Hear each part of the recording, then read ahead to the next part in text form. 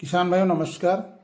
आज की इस वीडियो में हम बात करेंगे लहसुन के कंद का साइज बढ़ाने के लिए।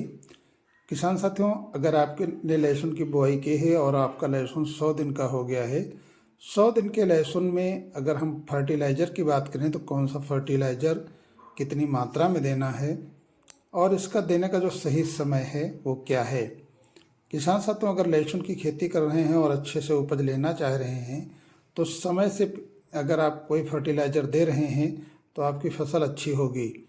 आइए हम बात करते हैं कि अगर आपका लहसुन 100 दिन का है और उसमें जो कंद बन रहे हैं उनका निचोड़ अच्छा हो, उनका जो है कंद मोटा हो, कलियां अच्छी चमकीली हों,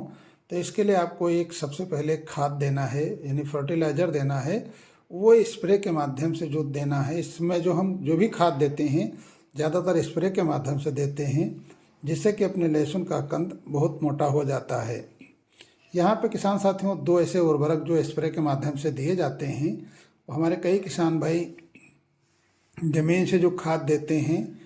उसका असर थोड़ा धीरे धीरे होता है, और जो ये स्प्रे के माध्यम से इस अवस्था में हम देते हैं जो चिलेटेड खादें हैं, जैसे आपको NPK 0/34, NPK 0050, इन सब चीज़ों के लिए आप एक सुनिश्चित मात्रा में अपने पौधे को और सही समय यानी 100 दिन के लहसुन के आसपास अगर आपका है तो उसमें दें तो अच्छी उपज आपको मिल सकती है। किसान साथियों, अगर आपके पौधे में पीलापन है और आपका पौधा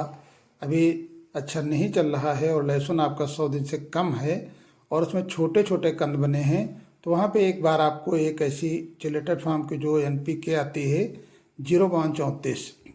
यहाँ पे अपने फसल को दो चीज़ों की बहुत आवश्यकता होती है, फास्फोरस और पोटास। ये दोनों ऐसी पोषक तत्व हैं यानी फर्टिलाइज़र हैं जो आपके पौधे को मिलेंगी तो आपके पौधे का जो है ये पत्तियां जो आप देख रहे हैं, पत्तियां अच्छी होंगी और इनका तना भी मोटा हो जाएगा, और धीरे धीरे करके इनका जो है निचोड़ यानी पत्तियों से जो रस है ये अपने पौधे की जो कंद बनते हैं वहाँ तक पहुँचाने में फास्फोरस और पोटास दोनों अच्छे काम करते हैं। तो इसलिए आपको इस अवस्था में फास्फोरस की अगर कमी दिख रही है और आपके लहसुन लगभग 30 से 40% बढ़ चुके हैं तो उस जगह आपको फास्फोरस जो आती है और पोटास यानी NPK 0/34 का स्प्रे करें। अगर इसकी मात्रा की बात करें तो इसकी मात्रा रहेगी 1 किलो प्रति एकड़ के हिसाब से। और किसान साथियों, अगर आपका लहसुन 100 दिन का क्रॉस कर गया है और 100 दिन के क्रॉस करने के बाद लगभग 50 से 60% आपके कंद का जो है उभार हो चुका है, तो पूर्णतया कंद को बड़ा बनाने के लिए आपको इसमें स्प्रे के माध्यम से जो खाद यानी पोटास देना है, वहाँ पे आप पोटास का स्प्रे करें। पोटास क्या काम करेगी, जिसमें आप NPK 0050 ले सकते हैं। 0050 जो है अपने पौधे का स्प्रे के माध्यम से देंगे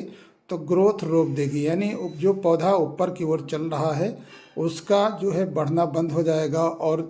पौधे की जो भी एनर्जी यानी जो भी ताकत है सीधे अपने पत्तियों के माध्यम से ये कंद पे आती चली जाएगी, और पत्तियां जो है, पत्तियों का जो भी रस है वो धीरे धीरे करके लहसुन के तने के ओर हो करके और कंद पे जाएगा। यहाँ पे किसान साथियों, कंद का साइज धीरे धीरे डबल होता चला जाएगा, यानी कंद का साइज बढ़ने लगेगा, और लहसुन के पकने में जो कुछ दिन बाकी हैं वो उतने दिन में आपके लहसुन का अच्छे से निचोड़ होने के बाद पत्तियां धीरे धीरे सूखना शुरू हो जाएंगी और आपके कंद का अच्छे से निचोड़ हो जाएगा। वो कंद